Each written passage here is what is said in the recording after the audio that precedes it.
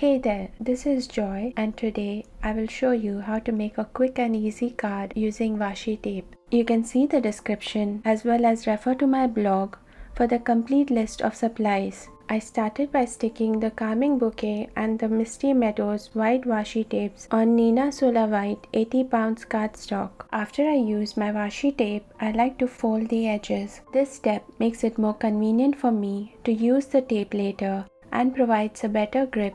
When you're sticking the washi tape, keep smoothing it with your fingers or a Teflon bone folder and try to remove as many air bubbles as you can. Once the tape is stuck, you can still smoothen out most of the air bubbles, but it can be a little tricky.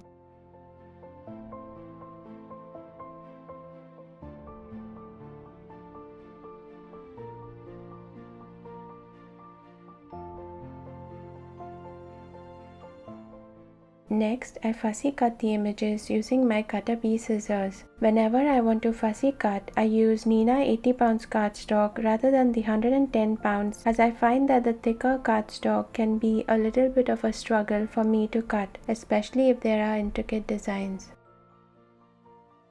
If you have arthritis or any other chronic illnesses that make it difficult to fussy cut, you can try the Tim Holtz scissors as I find them more comfortable to cut on days when I have flare-up. However, if you cannot fussy cut, you can try using washi tapes that come with coordinating die sets. Altenew and Pink Fresh have washi tapes with coordinating dies. If you know of any more companies that have washi tapes with coordinating die sets, please let me know in the comments below. To avoid jagged edges while fussy cutting, try to move the paper instead of moving the scissors. This technique always gives me a smoother edge cardstock. I trimmed off the excess cardstock as this makes it easier for me to cut the detailed portion of the image.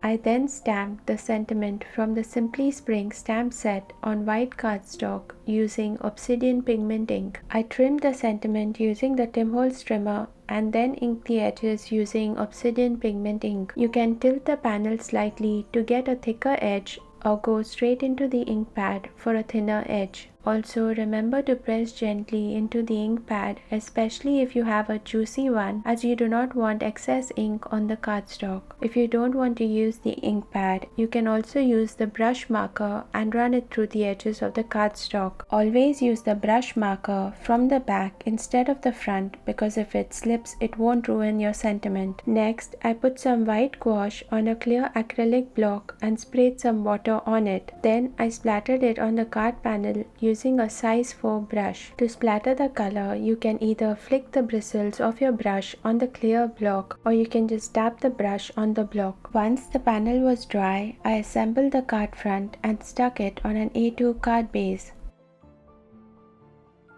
I hope this video inspires you to create, and if it does, please tag me. I would love to see your cards. Thank you so much for joining me today. I look forward to seeing you next week. Until then, live creatively and spread the joy of handmade art.